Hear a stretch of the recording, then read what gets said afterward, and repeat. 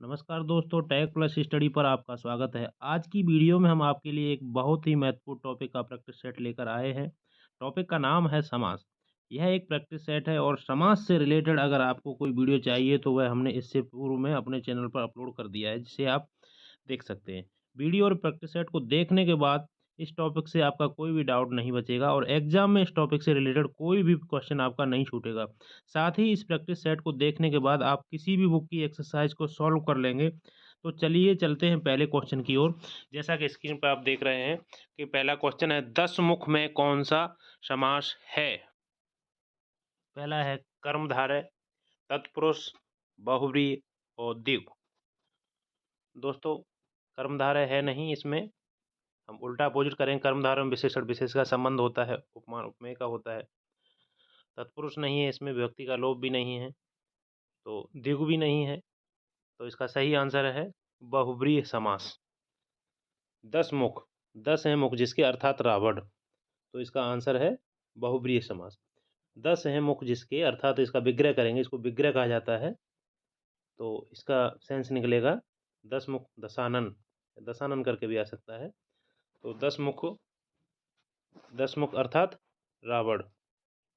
और अगर 10 मुख के काउंटिंग में ले लिया तो ये द्विगु में जाएगा, लेकिन 10 मुख दशानन इस प्रकार से अगर है तो उसका प्रॉपर बहुव्रीहि में ही जाएगा। लंबोदर में कौन सा समास है? तो लंबोदर में तत्पुरुष, बहुव्रीहि, द्वंद्व या द्विगु। तो दोस्तों इसका सही आंसर है बहुव्रीहि समास है लंबोदर में। लंबा है उधर जिसका विग्रह अगर हम करेंगे तो लंबा है उधर जिसका अर्थात गणेश जी, गणेश जी के लिए जाएगा, तो बहुव्रीहि समास है। तत्पुरुष में दोस्तों और साथ साथ व्याख्या थोड़ा सा कर देता हूँ जिनको नहीं मालूम है। तत्पुरुष में क्या है कि विभक्तियों का लोप होता है। तो विभक्तियों का लोप कैसे होता है वो उसके लिए हमने वीडियो पहले बना दिया है, उसको आप चैनल पे जाके वीडियो लिस्ट में देख सकते हैं, नहीं तो आपको डिस्क्रिप्शन में इस वीडियो के में लिंक मिल जाएगा। द्वंद्व भी नहीं है, द्विगु भी नहीं है। तो द्वंद्व और द्विगु कैसे होते हैं आगे एग्जाम्पल में आएगा तो हम उसको बताएंगे, ज़्यादा समय न देते हुए आगे नेक्स्ट क्वेश्चन पे चलते हैं। नील कमल में कौन सा समास है? तो कर्मधारय है, तत्पुरुष, बहुव्रीहि और द्विगु। ज़्यादा समय नहीं देंगे दोस्तों, इसको व्याख्या करते हुए जल्दी स्पीड से बढ़ेंगे जो कि वीडियो में ज़्यादा समय ना हो और आपके ज़्यादा से ज़्यादा क्वेश्चन कवर हो जाएंगे थोड़े से समय में। तो नील कमल में दोस्तों कर्मधारय समास है। कर्मधारय किस प्रकार से है? देखिए, कर्मधारय समास में क्या होता है, उपमान उपमेय का संबंध होता है या विशेषण विशेष का संबंध होता है। तो नील कमल, नील कमल फिर से बता देते हैं क्या होता है उपमान उपमेय। तो इसमें क्या है, विशेषण विशेष का संबंध है। देखिए, नीला रंग के लिए दिया गया है कमल, तो इसमें क्या है कि विशेषण, नील जैसे विशेषण है तो इसमें विशेषण विशेष का संबंध हो गया, तो ये नील कमल हो गया। तो कर्मधारय समास में इस चला जाएगा। और यहीं पर जैसे एक और कभी कभी, चलिए आगे बता देते हैं उसके बारे में, और भी ऑप्शन है और भी क्वेश्चन है, तो उसको किस लिए यहाँ पर टाइम बर्बाद करना है। सिर्फ मान के चलिए कि नीलकमल। आप अपोजिट में जैसे मान लो बिल्कुल भी नहीं जान रहे हैं तो देखो द्विगु में क्या होता है, काउंटिंग दी हुई होती है, तो ये द्विगु भी नहीं है। बहुव्रीहि में एक अन्य अर्थ तीसरा अर्थ निकलता है जिसमें कोई पद प्रधान नहीं होता, एक तीसरा ही पद होता है, तो बहुव्रीहि होता है। और तत्पुरुष में विभक्तियों का लोप होता है, ये जो कर्ता ने कर्म को या प्रथमा ने द्वितीया को, इस प्रकार से जो विभक्तियां हैं 8 विभक्तियां, इसमें कर्ता और संबोधन वाली छोड़ के कर्म से लेके ये बीच की जो 6 हैं उनका लोप पाया जाता है तत्पुरुष में। तो इस प्रकार से अगर नहीं भी आ रहा है, कहीं आपको कन्फ्यूजन एग्जाम में लग रहा है, तो द्विगु में ऐसे बोला इसमें कांटिंग है नहीं, बहुव्रीहि ये है नहीं क्योंकि इसमें अन्य पद प्रधान है नहीं। बहुव्रीहि मतलब तीसरा ही पद चला जाता है, जैसे नीलकंठ हो गया, चंद्रशेखर हो गया और दशानन हो गया, लंबोदर हो गया, इस प्रकार से। तो बचा कौन है इसमें? कर्मधारय। तो इसका आंसर है कर्मधारय। विशेषण विशेष या उपमान उपमेय का संबंध इसमें मिलता है, जैसे मृगनयनी, नीलकमल, तो ये सब क्या है, कर्मधारय के हैं। आगे चलते हैं। अगला है वनवास में कौन सा समास है? तो वनवास में दोस्तों कर्मधारय, तत्पुरुष, बहुव्रीहि या द्वंद्व। देखिए, वन उल्टा अपोजिट तीनों ऑप्शन को समझ लेते हैं। इसमें विशेषण विशेष संबंध है नहीं, उपमा उपमेय का संबंध है नहीं, तो कहने का मतलब ये कर्मधारय नहीं है। उसके बाद में तत्पुरुष, बहुव्रीहि, इसमें तीसरा अर्थ भी नहीं है, कोई तीसरा अर्थ भी नहीं निकल रहा है। द्वंद्व भी नहीं है, द्वंद्व तो द्वंद्व होता है कि जैसे भाई बहन, रात दिन, पाप पुण्य, वो द्वंद्व होता है। तो इसमें तत्पुरुष बचा, तो यही तत्पुरुष है। वन में वास, तो विभक्ति का लोप है, तो ये तत्पुरुष समास हो गया। चलते हैं नेक्स्ट क्वेश्चन की तरफ। पीताम्बर में कौन सा समास है? पीताम्बर में कौन सा समास है? तो कर्मधारय, द्वंद्व, बहुव्रीहि या द्विगु।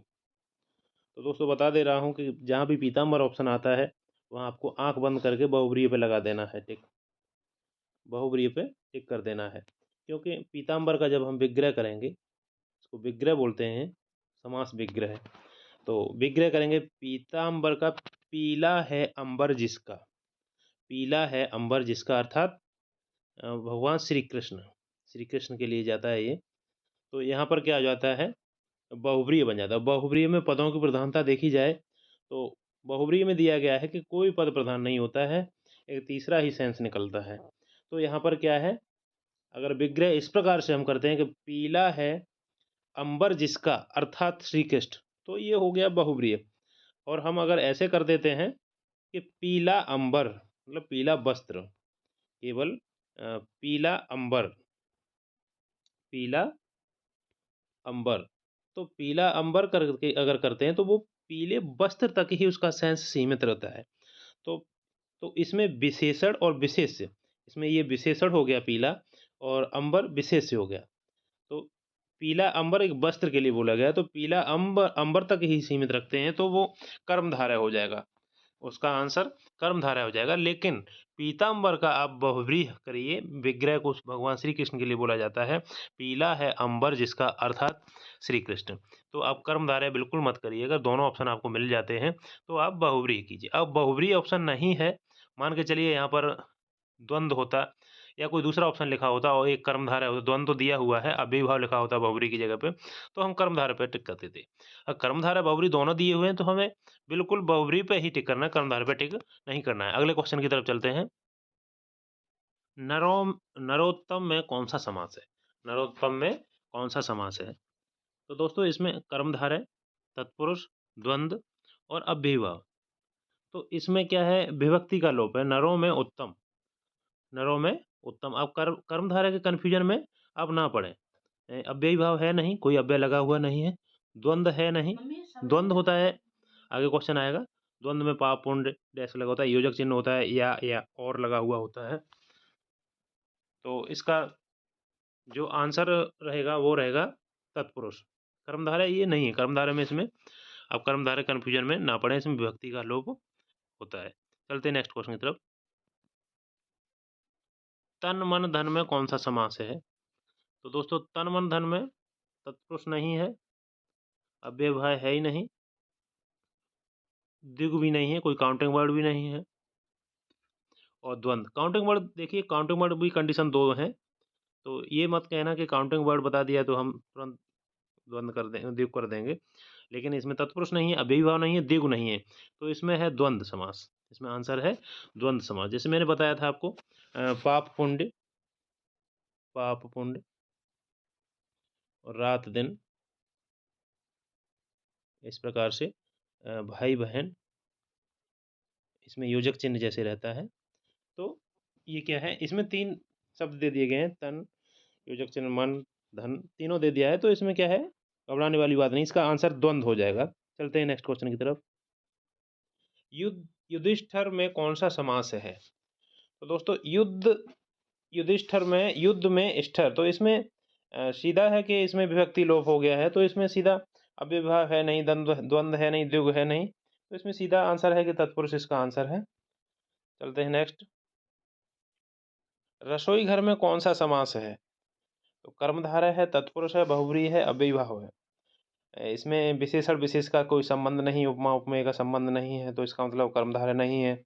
और इसमें बहुव्रीहि, कोई तीनों पद, दोनों पद को छोड़ के कोई तीसरा पद की वैल्यू है नहीं। बहुव्रीहि में क्या होता है कि कोई पद प्रधान नहीं होता है।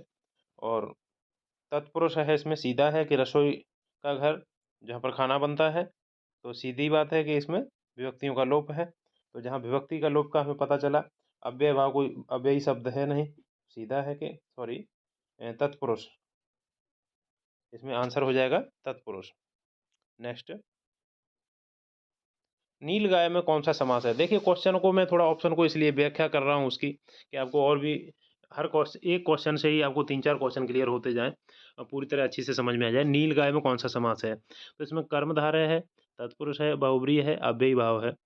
तो दोस्तों इसमें क्या है कि नील गाय, इसमें विशेषण विशेष का संबंध है। नील गाय, नीली गाय, तो नील गाय में विशेषण विशेष का संबंध है, तो इसमें कर्मधारय हो जाएगा। तो कहीं कहीं उपमा उपमेय का भी संबंध होता है, जहाँ उपमा की जाती है, तो यहाँ पर विशेषण विशेष का संबंध है, तो इसका आंसर होगा कर्मधारय। चलते हैं नेक्स्ट क्वेश्चन पे। चंद्रशेखर में कौन सा समास है? चंद्रशेखर में कर्मधारय है, तत्पुरुष है, बहुव्रीहि है, द्विगु है, तो इसका सही आंसर हो जाएगा बहुव्रीहि समास। चंद्रशेखर, चंद्र है शिखर पर, मतलब चंद्र जिनके सिर पर है, अर्थात भगवान महादेव शंकर जी को बोला गया है, तो इसका आंसर हो जाएगा बहुव्रीहि समास। नेक्स्ट है, हस्तलिखित में कौन सा समास है? हस्तलिखित में कौन सा समास है? तो दोस्तों अगर मान लो आपको नहीं भी याद है, तो आप इस प्रकार से इसको बहुत आसानी से सॉल्व कर सकते हैं। द्विगु है नहीं, द्विगु में क्या होता है, काउंटिंग वर्ड रहते हैं, और बहुव्रीहि में क्या होता है कि एक तीसरा अर्थ निकलता है, तो बहुव्रीहि नहीं है। कर्मधारय में क्या होता है, विशेषण विशेष और उपमान उपमेय का संबंध होता है, तो वो भी नहीं है। इसमें विभक्ति का लोप है, हाथ से लिखा, हाथ से लिखित, तो इसमें सीधा है तत्पुरुष इसका आंसर है। तो एग्जाम में भी आपको इसी प्रकार से कर देना है हल। तो नेक्स्ट, भरपेट में कौन सा समास है? भरपेट में कौन सा समास है? तो दोस्तों इसका क्या है, अब चलिए ऑप्शन है कर्मधारय, तत्पुरुष, बहुव्रीहि, अव्ययी भाव। तो भरपेट, तो इसमें दोस्तों अव्यय शब्द लगा हुआ है। पेट शब्द जो है, भर पेट, भर पेट, पेट के आगे भर शब्द जो जुड़ा हुआ है, तो इस प्रकार के आजन्म, भर पेट, यथाशक्ति। एक बार प्रैक्टिस सेट और भी देख लोगे उठा के 2-4 क्वेश्चन, या और भी आगे प्रैक्टिस सेट में क्वेश्चन आएंगे, क्लियर हो जाएगा और आपको इतना सीधा दिख जाएगा कि ये कर्मधारय नहीं है, तत्पुरुष नहीं है, बहुव्रीहि नहीं है, तो इसका आंसर अव्ययी भाव है। क्योंकि वो समास जिनके आगे प्रथम पद जिनका होता है वो अव्यय दिखता है, उसमें अव्यय जुड़ा हुआ होता है, तो वो अव्ययी भाव समास कहलाता है। और पदों की प्रधानता के हिसाब से देखा जाए तो पहला पद इसका प्रधान होता है। नेक्स्ट, आनंद मगन में कौन सा समास है? कर्मधारय, तत्पुरुष, बहुव्रीहि, अव्ययी भाव। अब आनंद मगन में इसमें कर्मधारय दोस्तों है नहीं, उपमा उपमेय विशेषण विशेष हमेशा बताता रहता हूँ, उसका कोई भी संबंध है नहीं।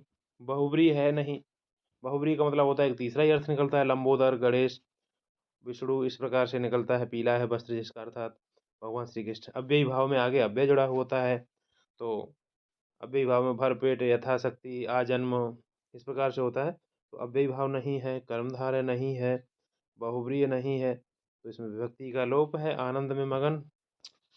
तो नेक्स्ट है, पुस्तकालय में कौन सा समास है? कर्मधारय, तत्पुरुष समास, बहुव्रीहि या अव्ययी भाव। तो कर्मधारय फर्स्ट है नहीं, क्यों नहीं है कि कोई ना तो विशेषण विशेष है, ना उपमान उपमेय का संबंध है, कुछ है नहीं। बहुव्रीहि भी नहीं है, क्योंकि इसमें कोई तीसरा अर्थ नहीं निकल रहा है, आगे कोई ऐसा शब्द नहीं जुड़ा हुआ है जो कि अव्ययी हो, तो इसका आंसर हुआ पुस्तक का आलय। तो का लोपी, इसमें विभक्ति बन गई, का विभक्ति का लोप हो गया। विभक्ति का लोप है, उसमें दिखता नहीं है, हम अगर उसको संधि विच्छेद की दृष्टि से देखेंगे या मान लो उसको तोड़ के हम उसके सेंस को समझेंगे, तो उसमें विभक्ति का लोप पाया जाता है।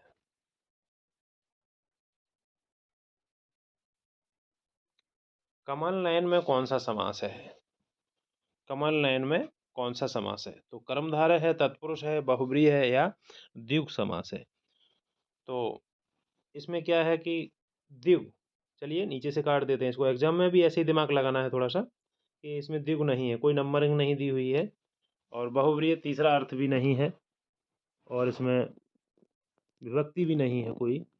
कमल नयन तुलना की जा रही है, मतलब उपमा की जा रही है, तो इसमें क्या है, विशेषण विशेष या उपमान उपमेय का संबंध पाया जाता है, वो होता है कर्मधारय समास।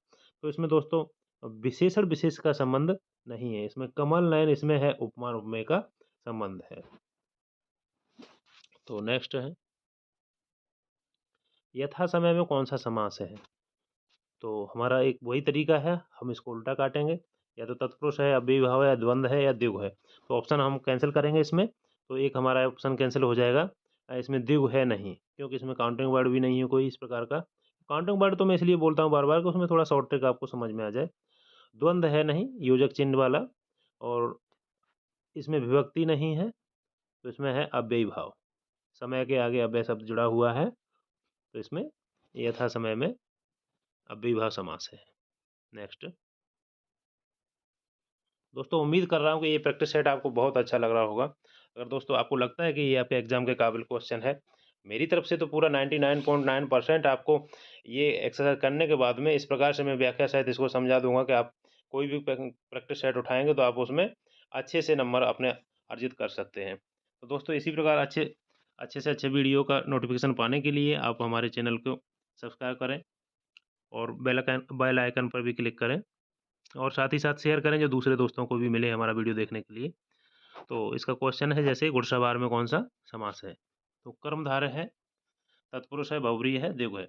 हमारा वही तरीका रहेगा, द्विगु है नहीं। द्विगु किस प्रकार का हो, बार बार वही में चीजें, जैसे चौराहा, ये द्विगु समास हो जाएगा। बहुव्रीहि लंबोदर, इस प्रकार का क्वेश्चन बहुव्रीहि हो जाएगा, वो है नहीं। कर्मधारय विशेषण विशेष उपमा में कोई है नहीं। विभक्ति है इसमें, घोड़े पर सवार, तो इसका तत्पुरुष हो जाएगा, इसका आंसर हो जाएगा तत्पुरुष समास। नेक्स्ट है, गर्भ शून्य में कौन सा समास है?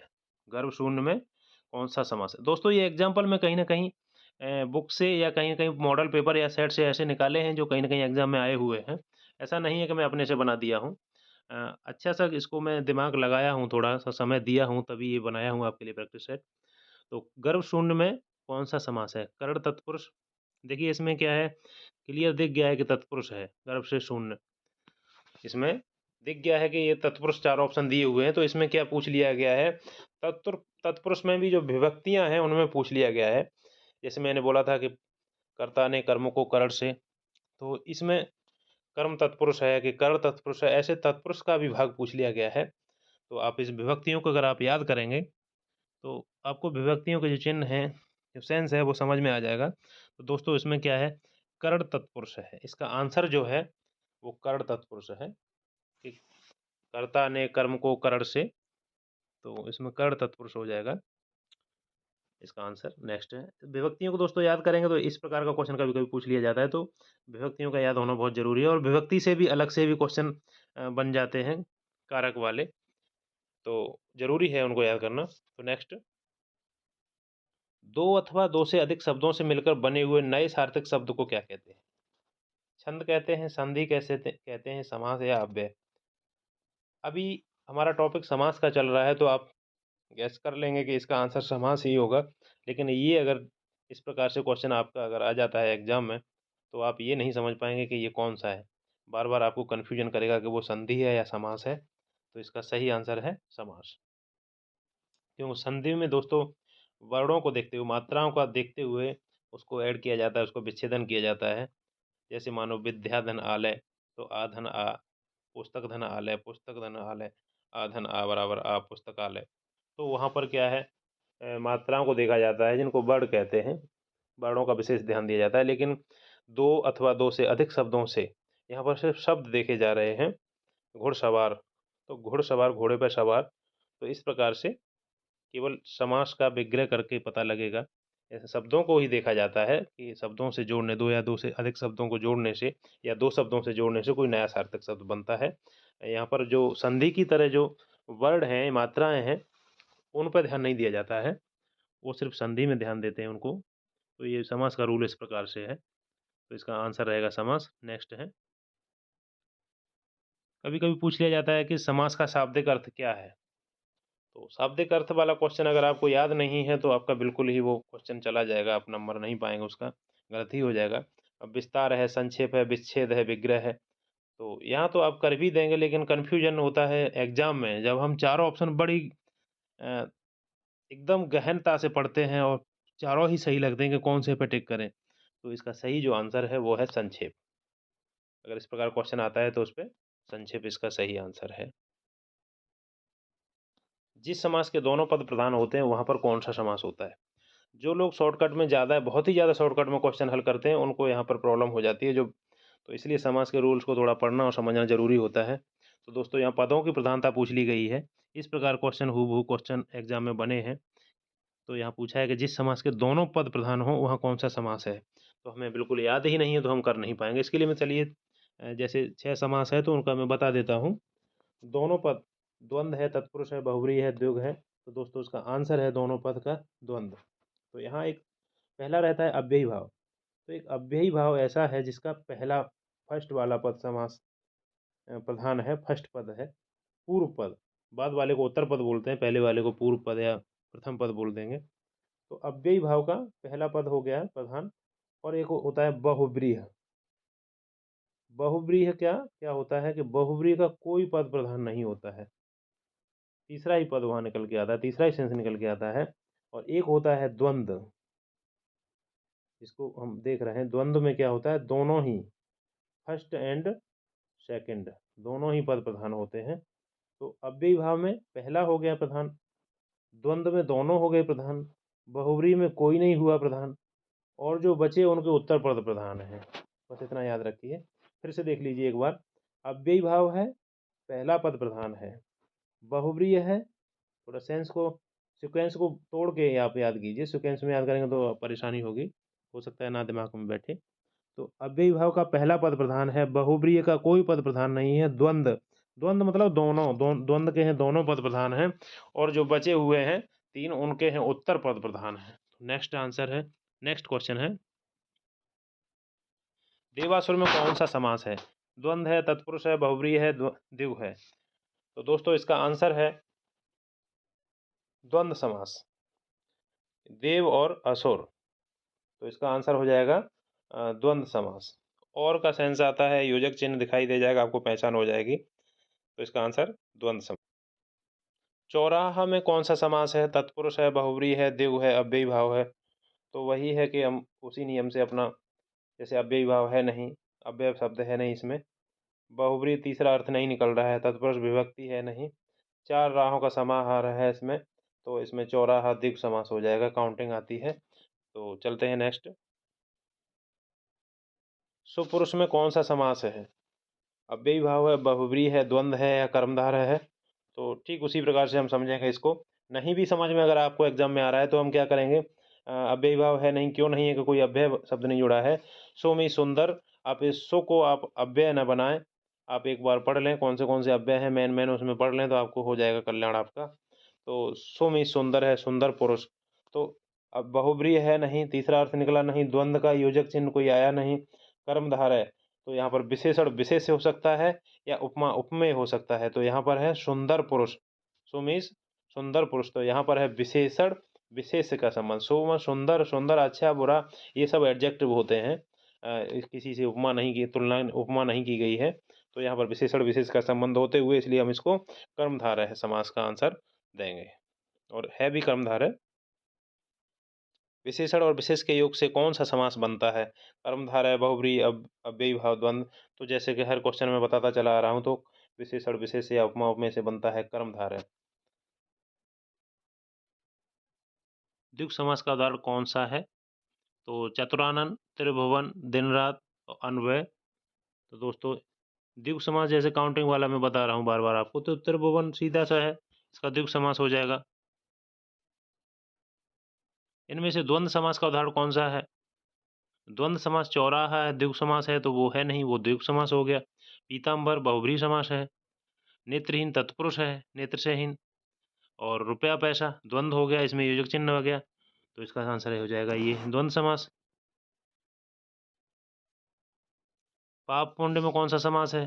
कर्मधारय है नहीं, कर्मधारय नहीं है, बहुव्रीहि नहीं है, तत्पुरुष विभक्ति वाला नहीं है, द्वंद्व है, योजक चिन्ह आ गया। देश प्रेम में कौन सा समास है? देश प्रेम में कौन सा सब समास है? अव्ययी भाव है, द्वंद्व है, बहुव्रीहि है या तत्पुरुष है? तो अव्ययी भाव नहीं है, कोई अव्यय शब्द नहीं जुड़ा हुआ है, बहुव्रीहि भी नहीं है, कोई तीसरा अर्थ नहीं निकला है, द्वंद्व भी नहीं है, योजक चिन्ह वगैरह ऐसा कुछ दिख नहीं रहा है, तो सीधा नहीं भी जा रहे हैं तभी तत्पुरुष है। देश से प्रेम विभक्ति है इसमें। गौशाला में कौन सा समास है? तत्पुरुष है, द्विगु है, द्वंद्व है, कर्मधारय है। तो गौशाला कर्मधारय नहीं है, विशेषण विशेष या उपमा उपमेय नहीं है, द्वंद्व योजक चिन्ह भी नहीं है, द्विगु काउंटिंग वर्ड भी नहीं है, तो गाय की शाला गौशाला तत्पुरुष है। कन्यादान में कौन सा समास है? तत्पुरुष है, बहुव्रीहि है, द्विगु है, कर्मधारय है।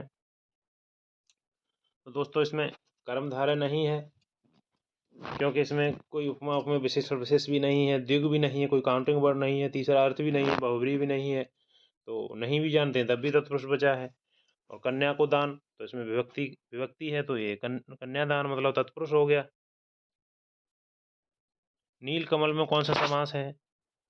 तो हमें कम जानकारी है, कम पूरी तरह हम टॉपिक नहीं भी समझें तब भी ऐसा मैं बताते चला आ रहा हूँ। कर्मधारय है, तत्पुरुष है, बहुव्रीहि है, द्विगु है, तो द्विगु भी नहीं है, काउंटिंग वर्ड है नहीं, तीसरा अर्थ नहीं निकल रहा है नील कमल, और तत्पुरुष विभक्ति भी नहीं है। नील कमल, तो जैसे नील आगे देख रहे हैं आप विशेषण जुड़ा हुआ है, तो विशेषण विशेष हो गया, कर्मधारय हो गया इसमें आंसर। आगे चलते हैं। पीताम्बर में कौन सा समास है? शायद पहले भी क्वेश्चन आ चुका है। कर्मधारय, द्वंद्व, बहुव्रीहि या द्विगु। तो पीला है अंबर, जिसका अर्थ है भगवान श्री कृष्ण, तो ये बहुव्रीहि समास हो गया। नेक्स्ट है आजन्म शब्द में, आजन्म शब्द किस समास का उदाहरण है? दोस्तों द्वंद्व भी नहीं है, क्योंकि इसमें कोई योजक चिन्ह नहीं है, तत्पुरुष भी नहीं है, क्योंकि इसमें कोई विभक्ति नहीं है। अब बचा द्विगु, द्विगु में कोई काउंटिंग वर्ड नहीं, अव्ययी भाव बचा, नहीं जानते तब भी अव्ययी भाव आंसर हम टिक कर देंगे आसानी से, क्योंकि जन्म के आगे ये आ लगा हुआ है, आ है क्या है? अव्यय लगा हुआ है। नेक्स्ट, चक्रपाण में कौन सा समास है? तो चक्रपाण में कर्मधारय है, तत्पुरुष है, बहुव्रीहि है, अव्ययी भाव है।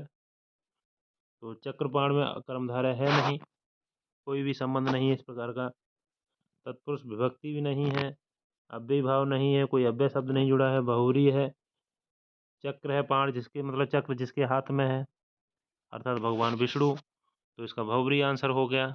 नेक्स्ट है मृगनयनी में कौन सा समास है? नील कमल, नील गाय, तो इस प्रकार के मृगनयनी, चंद्रमुख, तो इस प्रकार के आंसर आप जान ही रहे हैं कि इसके किसके आंसर हैं। तो इसका तत्पुरुष भी नहीं है, इसमें विभक्ति नहीं है, इसमें बहुव्रीहि भी नहीं है, तीसरा सेंस नहीं है, इसमें कोई अव्यय शब्द नहीं जुड़ा हुआ है, तो इसमें उपमान उपमेय का संबंध हो गया, इसमें कर्मधारय है।